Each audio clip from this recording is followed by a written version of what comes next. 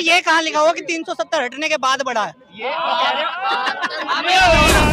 ये हमारे देश का दुर्भाग्य है कि अनपढ़ आदमी प्रधानमंत्री है और पढ़ा लिखा जेल में। ऐसे लोग देश बांटे हैं। अब इनके समर्थक ऐसे हैं भाजपा के, तो इनके सीनियर समर्थक कैसे होंगे जो इनको ज्ञान दिए हैं? सरकार का सबसे बड़ा फायदा तो ये हुआ है कि जो हमारा देश था वो हमारे पास वापस आ गया है। शुरू करते हैं बिना किसी बकचोदी के। अपने वो दूसरी स्टेट में डाले, पक्ष पे डाले, लेकिन उनमें बरामदगी क्या गई? कोई बरामदगी का नामो निशान नहीं है। ईडी के सारे छापे में हमेशा विपक्षी टारगेट क्यों होता है? क्यों आपने उसके निदेशक का कार्यकाल बार बार एक्सटेंड करा? पिछले साल अक्टूबर तक उसे खींच के ले गए। जब सुप्रीम कोर्ट ने डंडा दिया कि आपके पास क्या कोई दूसरा ऑफिसर नहीं है, तब उसके बावजूद भी खींच तान करके साहब अक्टूबर में इसे रिटायर कर देंगे, तब जाके एक नया बंदा लेके आए जो आपके मन मुताबिक काम कर सके। सीबीआई के निदेशक का तो आपने कार्यकाल बढ़ाया लगातार। क्यों बढ़ाया? क्योंकि आपके फेवर में काम कर रहा था। जो एजेंसी आपके फेवर में काम कर रही है आप उसे लगातार बढ़ाए जा रहे हो। कार्यकाल क्यों बढ़ाए जा रहे हो भाई? क्या बोलेंगे भाई? कोई बात नहीं, इस तरीके से हम क्या बोलते हैं, मोदी जी का भी कार्यकाल बढ़ा देंगे। क्या हो गया? 5 की जगह 10 कर देंगे क्या मोदी जी का कार्यकाल? अब की बार दोबारा मोदी जी को ले आएंगे, उनका कार्यकाल दोबारा बढ़ा देंगे। इस मुद्दे पर वापस लाएंगे जी उनके कामों गुरुजी, उनके कामों के बलबूते इस मुद्दे पर वापस आप किसी भी मुद्दे का देख लो भाई साहब। सड़कें बनाई हैं, नए हॉस्पिटल बनाए हैं, 14 नए एम्स बनाए हैं। इससे पहले सड़क नहीं था, इससे पहले हॉस्पिटल नहीं था, इससे पहले कॉलेज नहीं था। क्या बोलेंगे? देखो जी, इनके गिने गिनाए रिटायर लोगों के पास 5 बातें होती हैं गिनती की। सबसे पहले इन लोगों का सबसे पहला होता है राम मंदिर बना दिया। दूसरी बात करेंगे धारा 370 हटा दी। तीसरी बात करेंगे 3 तलाक हटा दी। उसके बाद चौथी जो बात आती है इनके पास ज्यादा से ज्यादा सड़कें बना दी, एम्स बना दिए। अब सड़कों की अगर आप बात करते हैं, राम मंदिर पहली बात, सबसे पहला मुद्दा। राम मंदिर बनाना सरकार का काम नहीं है। सरकार के खाते में किसी तरह से भी मंदिर, मस्जिद, गुरुद्वारा, चर्च, कोई भी चीज राम मंदिर के खाते में नहीं जुड़ेगी, मतलब सरकार के खाते में नहीं जुड़ेगी। सरकार धर्मनिरपेक्ष है, सेकुलर गवर्नमेंट है। दूसरी चीज धारा 370 को इतना बड़ा प्रचार करा जाता है, धारा 370 हटगी, 370 हटगी, पूरे देश में क्रांति आ गई। भाई जो हालात जम्मू कश्मीर के तब थे वही हालात आज है। जैसे जम्मू कश्मीर तब था वैसा जम्मू कश्मीर आज भी है। तब भी आतंकवादी हमले होते थे, अब भी आतंकवादी हमले होते हैं। पिछले महीने जनरल मनोज पांडे जी का बयान था, अखबार के फ्रंट पेज पे आया था, सीमा पार से आतंकवाद बढ़ा है, जम्मू और राजौरी से आतंकवाद की घटनाएं बढ़ रही है लगातार। ना आतंकवाद तब घटा, ना आतंकवाद अब घटा। 370 हटने का फायदा क्या हुआ आपको? आपका वो एक पर्सनल बेनिफिट जरा सा मुझे बता सको 370 का क्या हुआ? 370 का फायदा, एक फायदा बताइए। 370 का सबसे बड़ा फायदा तो ये हुआ है कि जो हमारा देश था वो हमारे पास वापस आ गया है। हमारा राज्य पहले देश वापस नहीं, हमारा राज्य था वो हमारे पास आ गया है। एक राज्य, एक देश में 2 संविधान चलते थे, 2 पीएम बैठते थे, 2 राजा होते थे। जम्मू कश्मीर का अलग पीएम था सर, क्यों नहीं था? जब उसका संविधान ही अलग कर दिया तो उसका पीएम भी अलग हो गया ना। क्या आपको? खैर इनको बहुत जानकारी की लैक ऑफ जिसे नॉलेज कहते हैं वो है। जम्मू कश्मीर को धारा 370 में लागू होने की वजह से उसे देश बांटने में कांग्रेस का हाथ तो था ही, लेकिन भाजपा वालों का हाथ था। ऐसे लोग देश बांटे हैं। अब इनके समर्थक ऐसे हैं भाजपा के, तो इनके सीनियर समर्थक कैसे होंगे जो इनको ज्ञान दिए हैं? 370 जब बेइज्जती है की बात करते हैं। ये हमारे देश का दुर्भाग्य है, ये हमारे देश का दुर्भाग्य है कि अनपढ़ आदमी प्रधानमंत्री है और पढ़ा लिखा जेल में बैठा है। लग रहा है कश्मीर से लग रहा है। नहीं, मैं दिल्ली से हूँ जी, दिल्ली से हूँ मैं, प्रॉपर दिल्ली से हूँ मैं। क्या बोले? कश्मीर पे 370 की बात हो रही थी। 370 के प्रावधान के तहत जम्मू कश्मीर का विदेश मामलों का प्रभारी भारत सरकार थी, संचार मामलों की प्रभारी भारत सरकार थी, रक्षा मंत्रालय की प्रभारी भारत सरकार थी। दूसरी चीज, जम्मू कश्मीर का संविधान अलग था। ये बात सही है कि अगर केंद्र सरकार ने इसके अलावा कोई और कानून पारित करा तो वो पहले वहां जाएगा, वहां की विधानसभा अगर उसे पारित कर देगी तो वो एप्लीकेबल होगा, लेकिन उसके बावजूद भी सीआरपीसी, आईपीसी वहां लागू होती थी। आप ये नहीं कि जम्मू कश्मीर में चले जाओगे, हत्या करके वापस आ जाओगे तो आपको सरकार गिरफ्तार नहीं करेगी, या यहाँ से हत्या करके जम्मू कश्मीर में जाके आप बच के साफ हो जाओगे, ऐसा कुछ नहीं था। मात्र उसके जो नीतिगत फैसले थे वो अलग अलग थे। और रही बात प्रधानमंत्री की, तो वहाँ के उसको कहा जाता था मुख्यमंत्री, ठीक है। और हमारे यहाँ के प्रधानमंत्री का ही उसमें रोल चलता था, कोई इसमें गलत नहीं था। और धारा 370 में 38 प्रावधान थे।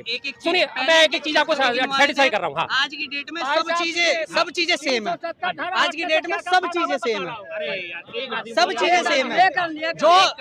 जो इंडिया में था, जो किसी भी राज्य में था या है, वही आज की डेट में जम्मू कश्मीर में है। पहले अलग अलग हो रखी थी चीजें, बहुत चीजें अलग अलग हो रखी थी। जैसे आपने जम्मू कश्मीर जाने के लिए कोई परमिट लेना पड़ता था, प्रॉपर्टी खरीदने के लिए परमिशन लेनी पड़ती, प्रॉपर्टी खरीदने के लिए परमिशन अभी भी नागालैंड में भी आपको लेनी पड़ेगी, हिमाचल में भी आपको लेनी पड़ेगी, उत्तराखंड में भी आपको लेनी पड़ेगी, आसाम में भी आपको लेनी पड़ेगी। वहाँ कौन सी 370 लगी हुई है? सर परमिटेबल ही नहीं था, पहले तो ले ही नहीं सकते थे।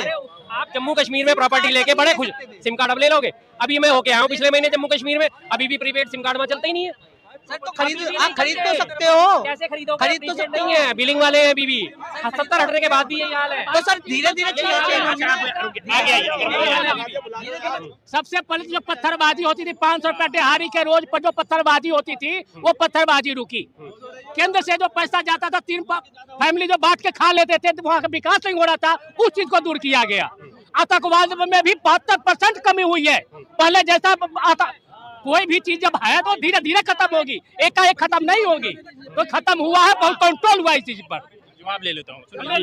आतंकवाद की बात कर रहे हैं, ये रहा, बोल लेता हूँ। जनरल मनोज पांडे जी का बयान है।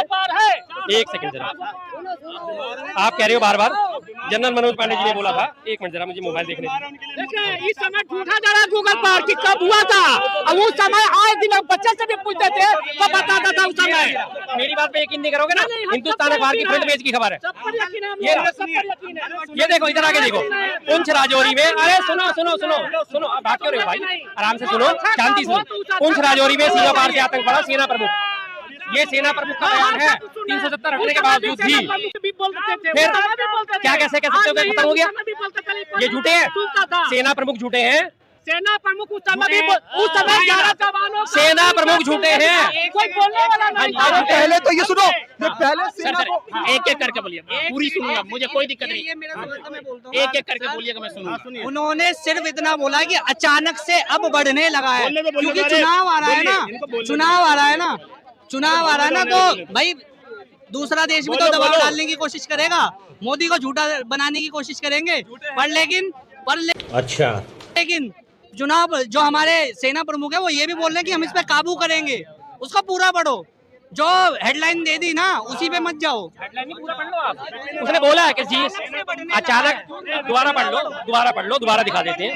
अरे मैं बता देता हूँ, दोबारा पढ़ लो। ये रहा, एक मिनट दोबारा पढ़ लो आप इसको, कोई चिंता नहीं। क्या अचानक से बढ़ने लगा है, क्या होने लगा है? हटने के बाद बढ़ गया। अरे सर जी ये देखो ना, ये देखो, आप देखना नहीं चाहते हो ना, पढ़ो। ये हाँ, पुंछ राजौरी में सीमा पार से आतंक बढ़ा, ये सेना प्रमुख की स्टेटमेंट है। कहाँ लिखा है? ये बाइट है। इसमें ये कहाँ लिखा हुआ कि 370 हटने के बाद बढ़ा है? आप ये बताओ ना, अब बढ़ने लगा। डेट दिखा, इनको डेट दिखा दो, डेट दिखा दो। ये डेट देखिए, ये 12 जनवरी का 2024 का 12 जनवरी 2024 का इंफॉर्मेशन है। ये आप न्यूज चैनल पे पढ़ सकते हैं। कौन सी तारीख का ये न्यूज़पेपर है, कौन सी तारीख का ये न्यूज़पेपर है? ये 2024 का न्यूज़पेपर है, जनवरी का।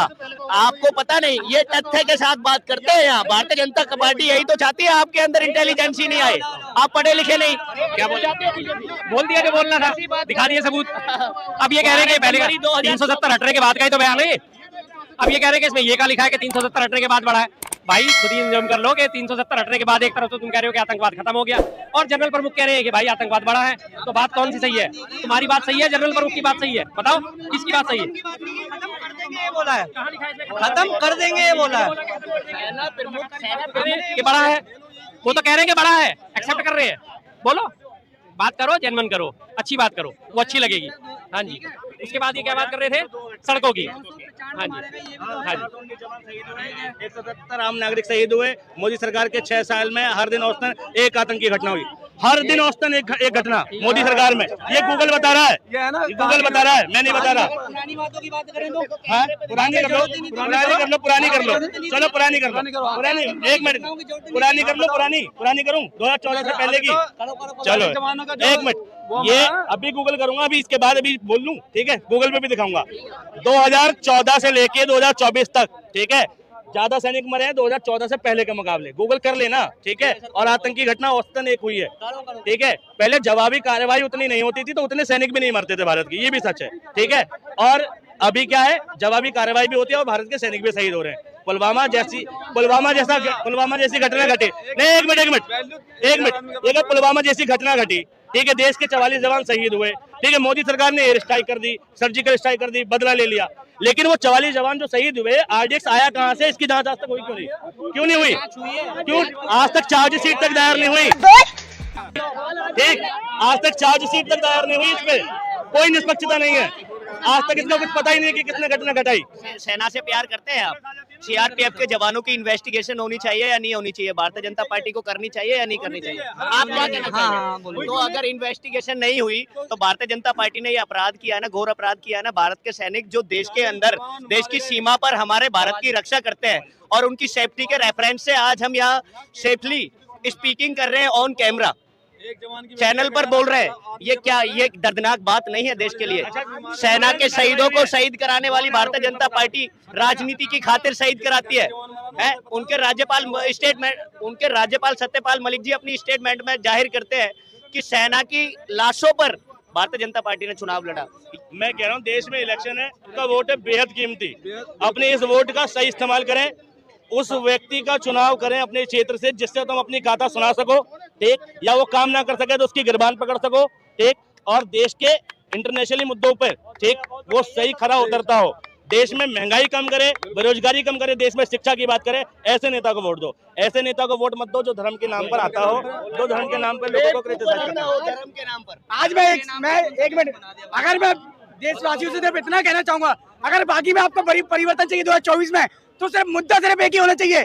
याद रखा, ballot paper, only for ballot paper. अगर आपको चेंज चाहिए सरकार तो आप ये बताना पड़ेगी, ये हटाओ देश बचाओ, बताओ देश बचाओ, जब भी सत्ता पलट सकते, वरना बीजेपी को आने से कोई रोक नहीं पाएगा।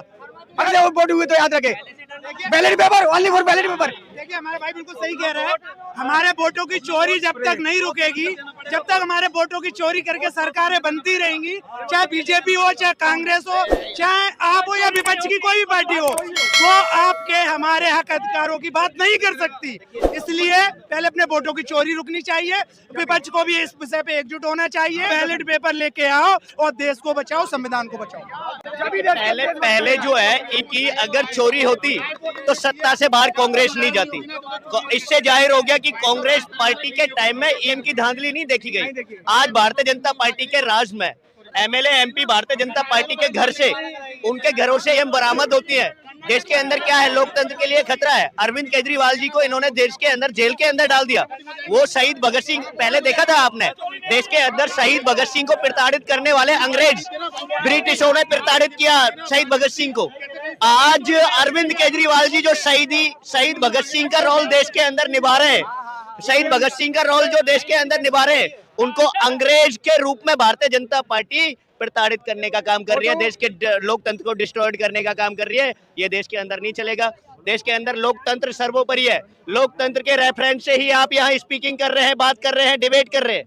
देश के अंदर संविधान बचेगा, उसके बाद संविधान देश चलेगा। ये देश मैं धन्यवाद करना चाहूंगा वेलकम है सोशल मीडिया का। सोशल मीडिया की ताकत है जो आज सच्चाई को दिखाया जा रहा है, वरना नेशनल मीडिया आज देशद्रोही हो चुकी है। आज सच्चाई को दिखाई नहीं जाती, याद रखा ये। अगर देश को कोई बचा सकता है, आज अगर देश को कोई बचा सकता है तो वो सोशल मीडिया की ताकत।